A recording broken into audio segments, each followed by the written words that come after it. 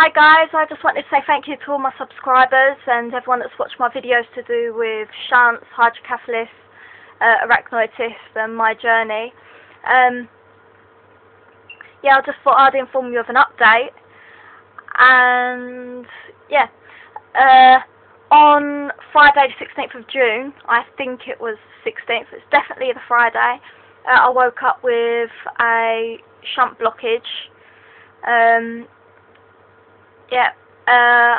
I was rushed to hospital for the first time ever in an ambulance, and then as my local hospital didn't deal with shunt issues, I was then referred by ambulance once again to Great Ormond Street, which took about 2 hours from where we are. My shunt was tapped, which meant a thin needle aspiration into the reservoir of the shunt to take some fluid off. That was taken, and this relieved my headaches, like it was agony. Relieved the headaches for about 15 minutes, and where I was like all the symptoms and the pain just went for those 15 minutes, and then came back again.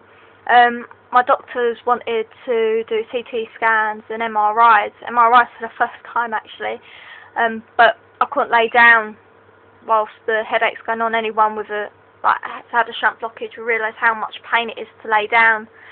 So I was tapped again. This time the tap and the pain lasted for about 15 minutes, for about half an hour, sorry. Yeah, which was long enough to do the MRI without pain. But when I come out of the MRI, I sat up and I just spewed everywhere. Yeah, I was returned back to Walden. And a few hours later in the evening, I was scheduled into surgery and had my shunt externalised from the wounds here, just distally, so it's still connected, just pulled out here, attached to an external drain. It's left like this for the weekend. That weekend was the worst weekend of my life.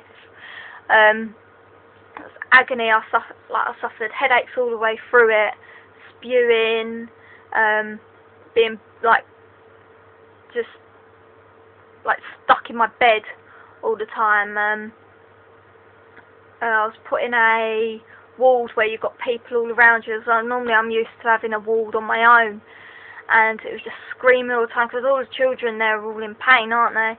I was put in a high dependency unit for that weekend, and I also suffered seizures as well for the first time ever, which meant I got pins and needles in my hands and my feet, and at one point they come up and into my face, crippled my hands and numbed the side of my face, and I wasn't able to talk or anything, just one side.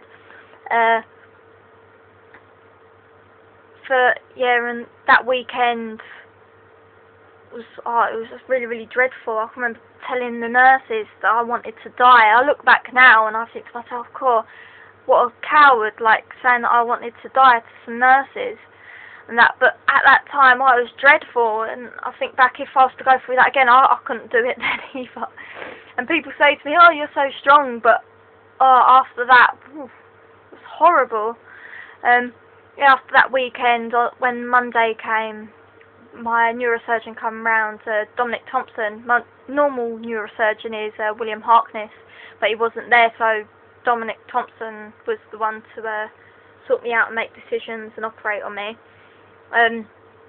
He gave me the option of going shunt free, which this is a big shock for me because I've always been told I'd be shunt dependent for the rest of my life due to the cyst. As it's from about here from here all the way to about here, far too big to be tampered around with. So I've always been told that I'd have a shunt for the rest of my life to drain that off.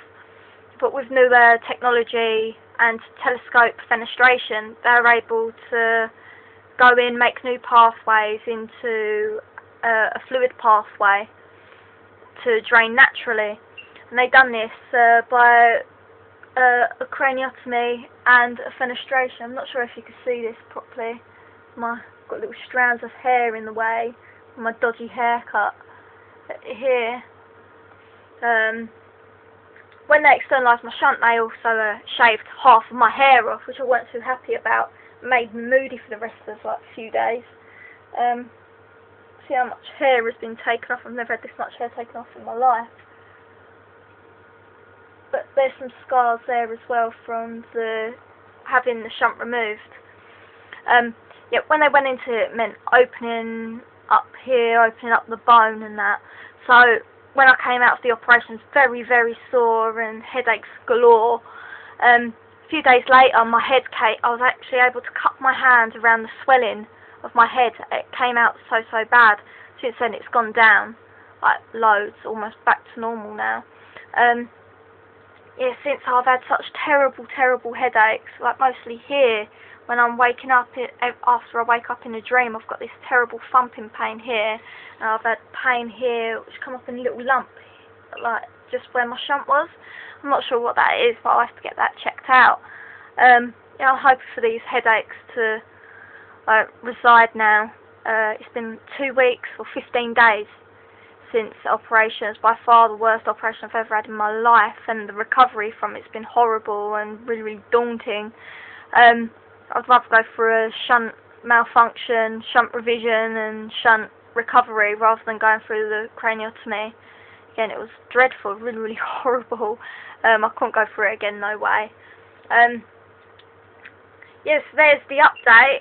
I'm just waiting to see for my follow-up appointment at Great Ormond Street now, and I should be being referred soon to adult care. I'm 3 months away from being 18. So yeah, that's my story, and there's my update, and keep on watching my videos. I'll give updates whenever I can, and thank you, bye.